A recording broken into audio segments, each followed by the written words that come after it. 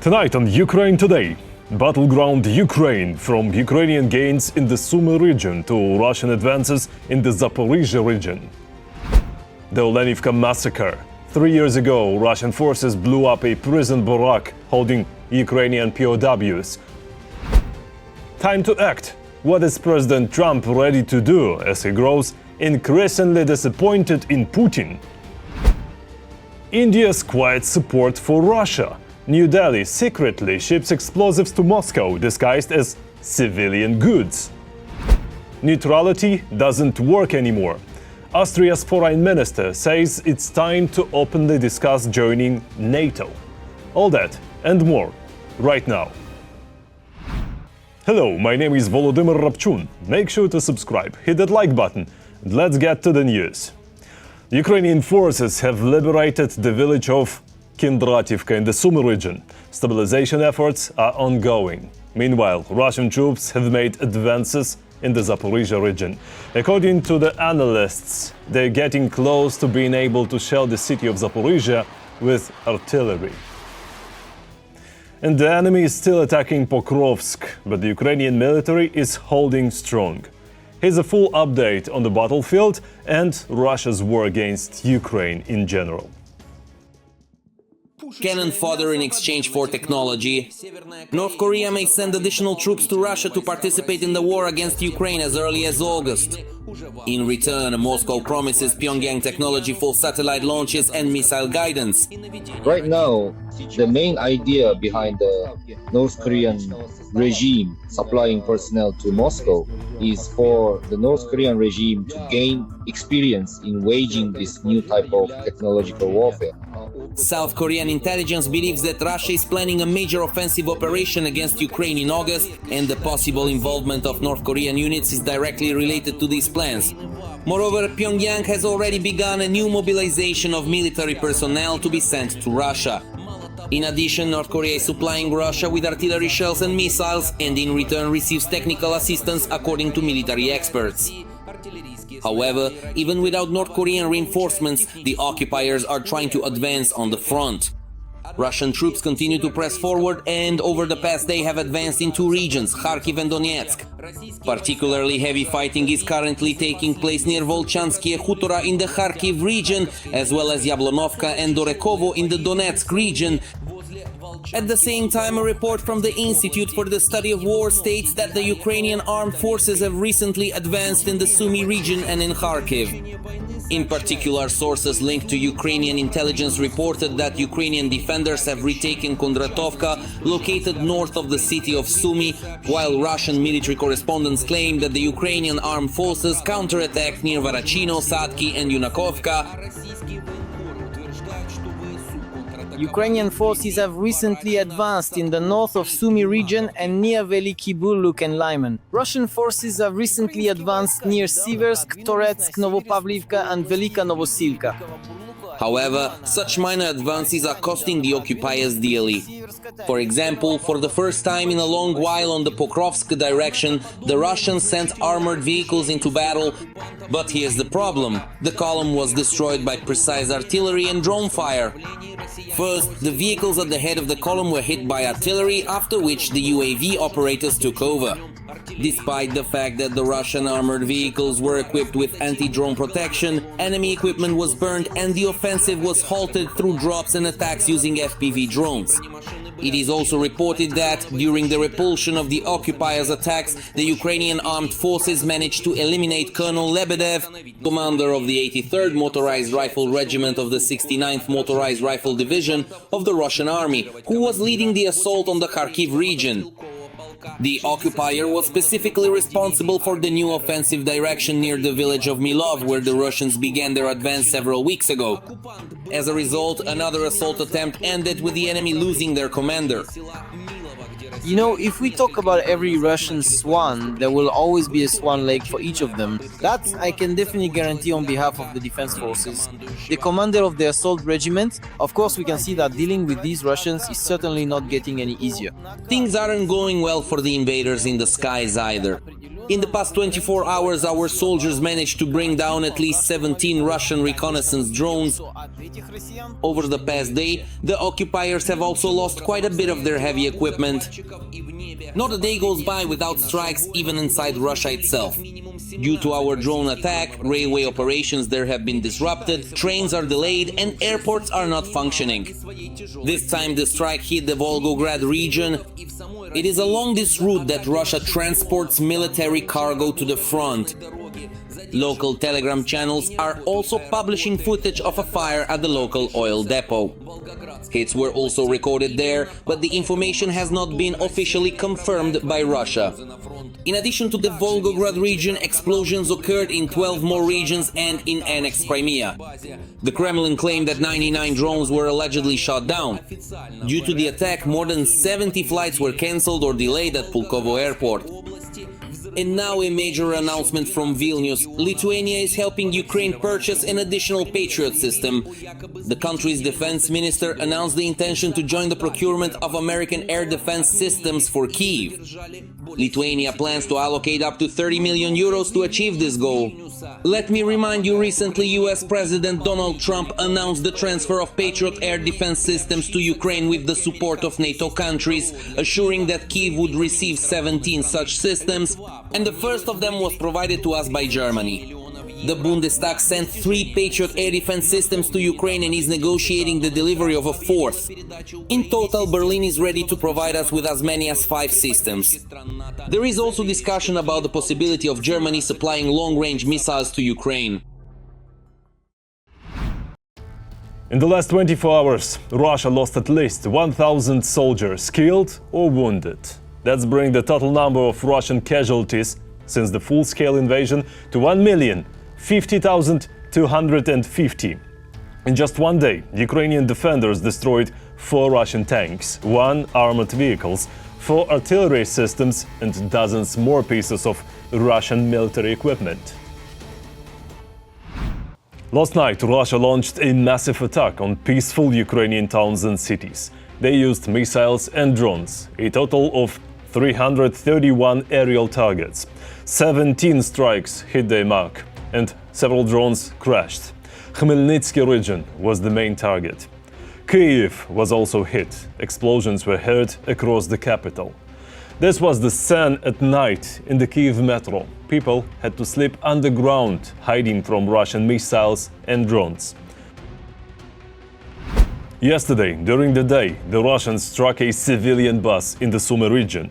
They hit it with a drone. 39 people were on board. They are both dead and wounded. To attack the Sumy region, Russia is now using a hybrid drone, a mix between a Shahed and a Lancet. Here's what we know about these UAVs and how Ukraine can stop them. Every voice matters. Join our community, support independent journalism and help us bring you the truth from Ukraine. Become a member of Ukraine today. Join us now. A new weapon of terror against civilians. Russia is testing its new drone on Ukrainian frontline cities. The UAVs are used most actively for strikes on populated areas. Ultimatum in Udmurt is a flower from the Buttercup family, continuing the trend of Geran drones with internal combustion engines. But this is a completely domestic development, even though it vaguely resembles the Iranian Shahids. The Ultimatum drone, named after the shopping center of the same name in Izyevsk, where it is assembled, first appeared back in 2023. However, at that time, the UAV demonstrated rather low effectiveness. Now, the drone has been improved and is being tested again on peaceful Ukrainians. There's nothing mysterious or particularly enigmatic about it. People who have professional training, for example, in the field of engines, understand this well. If you set the right task regarding the aerodynamics of this design, you'll get a properly developed structure. Essentially, Ultimatum is a simplified version of the Iranian Shahed. It flies a shorter distance and carries less explosives. It has a deeper range, meaning it can go over 200 kilometers and has an increased warhead. So is this also a kamikaze drone? Kamikaze, yes. We're talking about a flight range of up to 200 kilometers, a speed of about 150 kilometers per hour, and a warhead weight of up to 25 kilograms. But its main advantage, according to experts, is its simplicity and low production cost. If you add it all up, the engines cost $1,000, the frame, well, at most, including labor, $100, and the radio electronic equipment.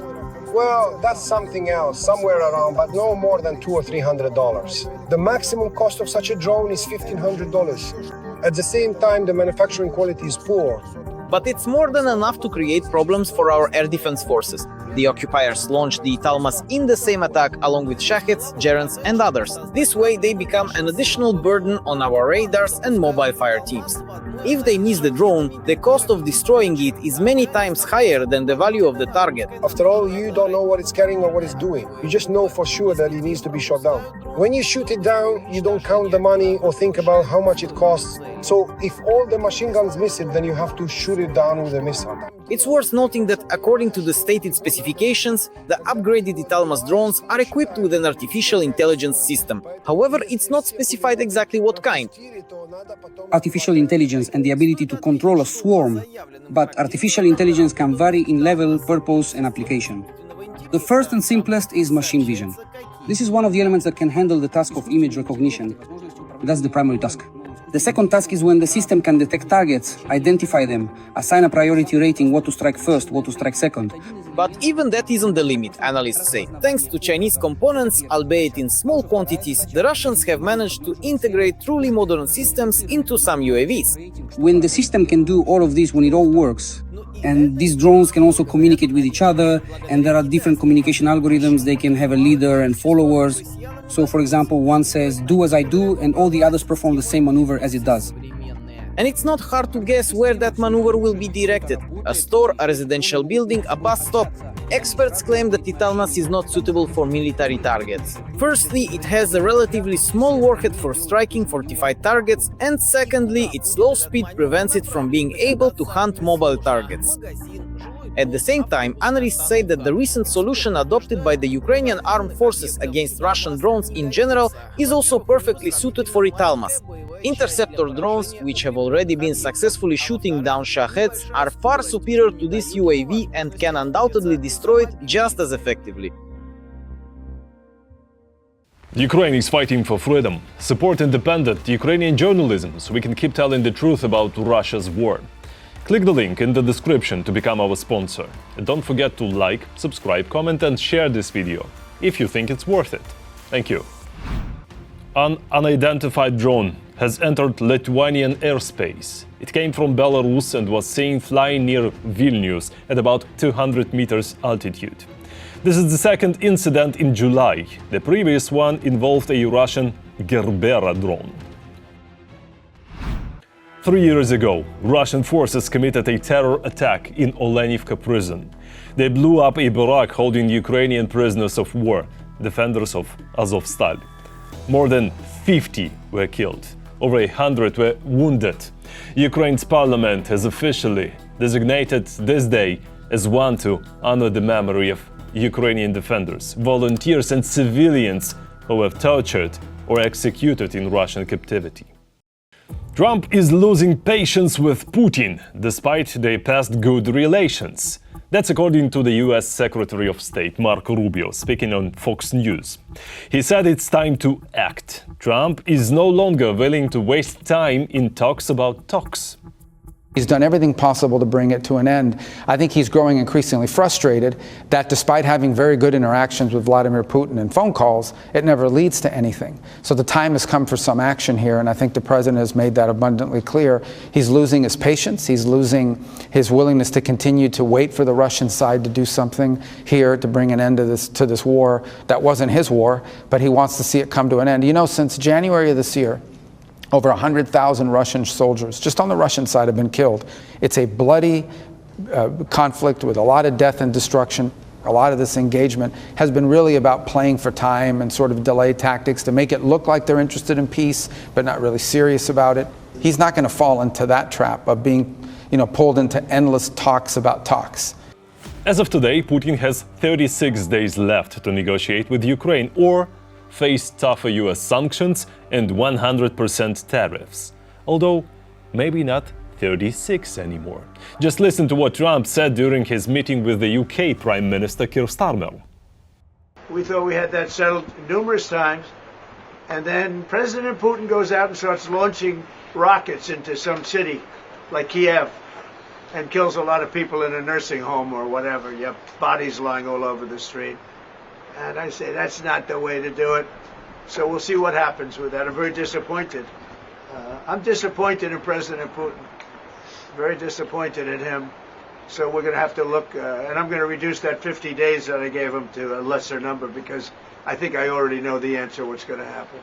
Later, Trump added that it's 10 or 12 days from today. I guess we'll know soon whether it's 10 or 12 days. Economic pressure is coming not only for Russia, but for countries buying its oil. That includes India. In fact, India is secretly shipping explosives to Russia, disguised as civilian-use goods. Here's how it works. Indian-style neutrality. India supplies explosives to Russian defense industry facilities involved in the war against Ukraine.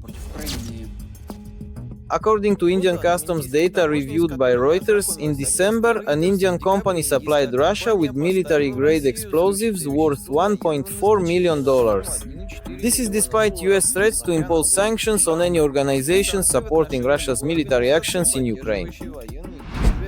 The matter concerns the sale of the substance HMX, also known as octogen.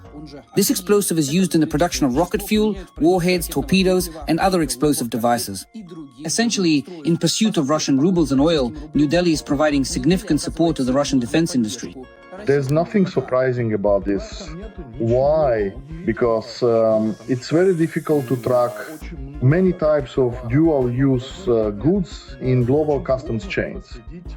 Moreover, of course, it's also extremely difficult to identify absolutely all the companies involved in such operations and impose the appropriate sanctions on them.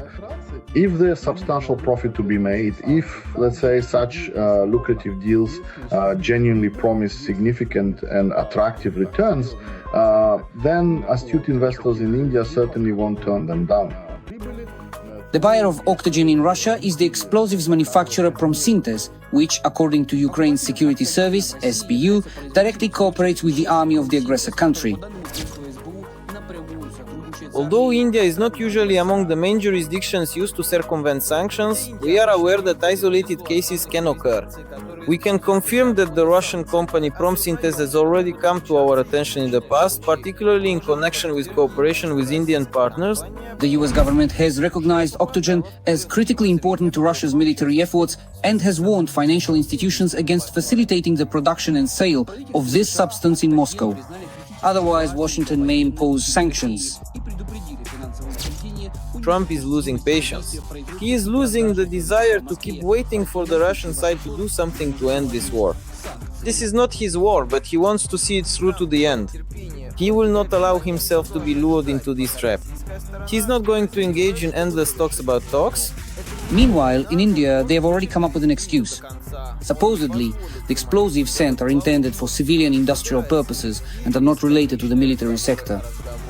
Even considering that before the expiration of these 50 days that Trump gave Putin, after which secondary sanctions are very likely to be imposed, I think that in India, people will start to seriously consider the gravity of the threats from Trump, from the United States of America, more and more. I even think that, in fact, they will move closer to some regulatory solutions to these problems. Ukraine is also not standing aside, imposing its own set of sanctions on the Russian company Putin'S and on supplies from India. The largest manufacturer of industrial explosives in Russia has been repeatedly attacked by Ukrainian drones in 2025. Let me just remind you, last week we reported how China was sending drone engines to Russia, labeled as refrigerators. Neutrality doesn't work anymore. That's what Austria's Foreign Minister Beate Main-Reisinger said. She called for open talks on Austria possibly joining NATO. According to her, Russia is more aggressive than ever and global security is less predictable, which makes this conversation long overdue. That's all for today. Thanks for watching. Thank you for your support. Strength to Ukraine's defenders. Glory to Ukraine. Don't forget to like, subscribe, comment and share. See you next time.